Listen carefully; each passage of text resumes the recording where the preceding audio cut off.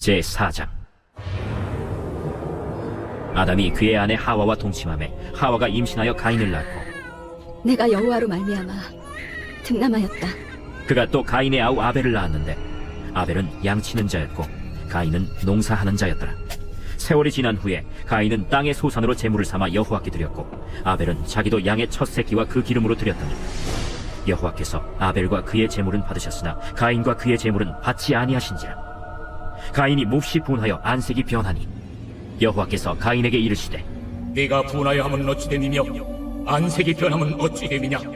네가 선을 행하면 어찌 낯을 들지 못하겠느냐. 선을 행하지 아니하면 죄가 문에 엎드려 있느니라. 죄가 너를 원하나 너는 죄를 다스릴지니라.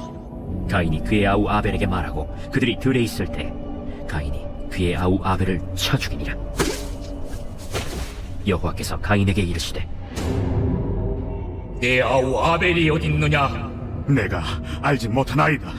내가 내 아우를 지키는 자니이까? 네가 무엇을 하였느냐. 내 아우의 핏소리가 땅에서부터 내게 호소하느니라. 땅이 그 입을 벌려 내 손에서부터 내 아우의 피를 받았은즉 내가 땅에서 저주를 받으리니 내가 밭을 갈아도 땅이 다시는 그 효력을 내게 주지 아니할 것이요 너는 땅에서 피하며 유리한 자가 되리라. 내 죄짐을 지기가 너무 무거우니이다. 주께서 오늘 이 지면에서 나를 쫓아내시온즉 내가 주의 낯을 배웁지 못하리니 내가 땅에서 피하며 유리하는 자가 될지라. 무릇 나를 만나는 자마다 나를 죽이겠나이다. 그렇지 아니하다. 가인을 죽이는 자는 벌을 7배나 받으리라. 하시고 가인에게 표를 주사 그를 만나는 모든 사람에게서 죽임을 면하게 하시니라. 오늘 본문인 4장은 최초의 살인이 벌어지는 내용입니다.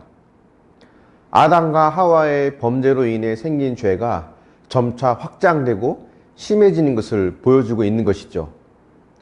부모의 불순종이 자녀에게는 살인으로 이어지는 것으로 보아서 죄가 얼마나 빠르게 확장되어 가는지를 알 수 있습니다.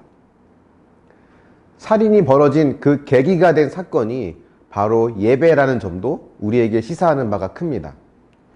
형 가인의 제사는 연락되지 않고 동생 아벨의 제사만 연락된 것이 결국 형이 동생을 죽이는 사건까지 이어지게 된 것이죠. 하나님은 왜 동생 아벨의 제사만 받으신 것일까요? 4절과 5절을 보면 그 이유를 짐작할 수 있는데요. 하나님은 아벨과 그의 제물을 받으셨고 또 가인과 그의 제물은 받지 않으셨다라고 합니다. 즉 제물 그 자체보다 제물을 드리는 자를 하나님은 받으시거나 거절하셨다는 것입니다. 제물을 가져오기 전에 이미 하나님은 제물을 드리는 자의 삶을 통해서 그 제사를 받으실지 안 받으실지를 결정하신 것입니다. 즉 하나님은 예배 그 자체보다 예배 드리는 자의 삶에 주목하신다는 것을 우리는 알아야 합니다. 그래서 삶이 바뀌지 않고 예배를 바꾸는 것으로 문제를 해결할 수는 없는 거죠. 가인은 이 문제를 어떻게 해결하려 했을까요? 그는 자신의 삶을 바꾸려 하지 않았습니다. 자신의 재물이 연락되지 않는 것은 동생 아벨 때문이라고 생각을 한 것 같습니다. 아벨을 제거하면 하나님은 자기의 재물을 받으실 줄로 생각했던 것 같은데요. 그래서 그는 아벨을 죽입니다. 하나님은 어쩌면 가인 안에 있는 이 분노와 시기, 살인의 마음을 아셨기 때문에 그의 재물을 받지 않으신 것 같습니다. 가인이 어떻게 했어야 옳을까요? 하나님께서 가인에게 기대하신 것은 무엇이었을까요? 그것은 자신의 재물이 왜 연락되지 않았는지를 생각하면서 자신의 삶을 돌아보는 것이었을 것입니다. 가인이 만약에 자신의 삶을 돌아보며 자신의 죄를 인정하고 회개했다면 하나님은 그 모습을 기쁘게 받아주셨을 것입니다. 하지만 가인은 자신에게서 문제를 찾지 않고 타인에게서 문제를 찾았죠. 자기의 죄를 본다고 하는 것, 그것은 결코 유쾌한 일이 아닙니다. 쉽고 간단하지도 않습니다. 우리는 가인처럼 아벨을 탓하고 하나님을 탓하는 것이 익숙해져 있는 죄인입니다. 그래서 자기 죄를 볼 때는 이런 죄성을 거부하는 자기 부인이 있어야 합니다.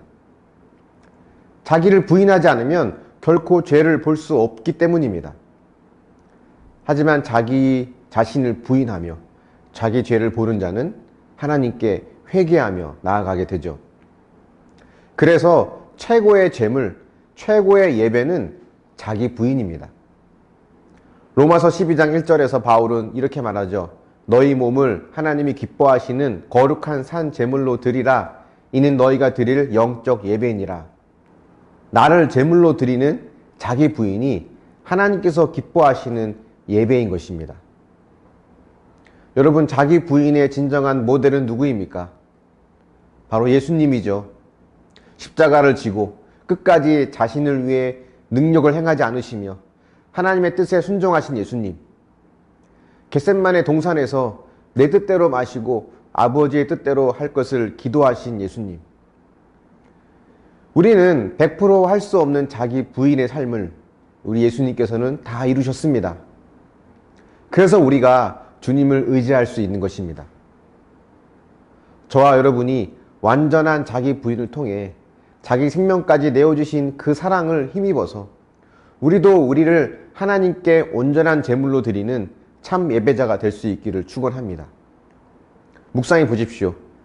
자기 부인을 하기 힘든 것은 무엇이 있습니까? 그것을 통해 하나님은 여러분의 삶을 예배로 인도하실 것을 믿습니까?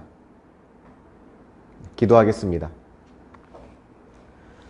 사랑의 하나님, 가인과 아벨의 사건을 통해서 하나님께 예배 드리는 종교적 행위보다 우리의 삶이 더 중요하다는 것을 다시금 보게 됩니다. 내 삶이 과연 예배자로 합당한 삶인지를 돌아보며 하나님 기뻐하시는 자기 부인이라고 하는 믿음의 삶을 살아낼 수 있도록 인도하여 주시길 원합니다. 하지만 우리는 죄인이어서 자꾸만 나 자신을 부인하기보다는 내 주장을 내세우고 높아지려 하는 마음이 있음을 고백합니다. 자기 부인의 완전한 모델이 되신 예수님이 우리 안에 계시기에 우리가 그 예수님을 의지해서 나아가길 소망합니다. 우리에게 힘을 주시고 하나님 기뻐하시는 믿음의 삶, 나를 부인하는 진정한 예배자의 삶을 살 수 있도록 도우시고 인도하여 주시옵소서. 감사드리며 예수님의 이름으로 기도합니다. 아멘.